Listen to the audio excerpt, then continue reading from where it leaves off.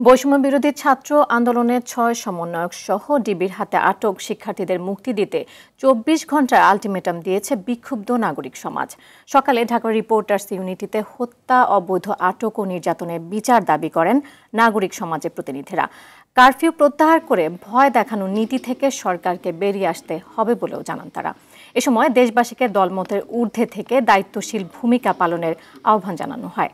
সভায় উপস্থিত ছিলেন বেলার প্রধান নির্বাহী সৈয়দা রিজওয়ানা হাসান, ঢাকা বিশ্ববিদ্যালয়ের আইন বিভাগের অধ্যাপক আসিফ নজরুল সহ নাগরিক সমাজের প্রতিনিধিরা। সরকারকে ভয় দেখানোর সংস্কৃতি থেকে সরে আসতে হবে। গুলি করে আন্দোলন দমানোর অসুস্থ মানসিকতার অবসান এখনই করতে হবে। স্বাভাবিক ও স্বস্তির পরিবেশ নিশ্চিত করতে হবে। কারফিউ ও সেনা প্রত্যাহার করতে হবে। সাজোয়া যান সরিয়ে নিতে হবে। হেলিকপ্টারের পাহারা থামাতে হবে। ব্লক রেড, গণগ্রেফতার, ছাত্র অভিভাবক হয়রানি বন্ধ করতে হবে। আমরা স্বাধীন দেশে মুক্ত পরিবেশে বসবাস করব, কোনো বদ্ধ নিয়ন্ত্রিত আতঙ্কের পরিবেশে আর নয়।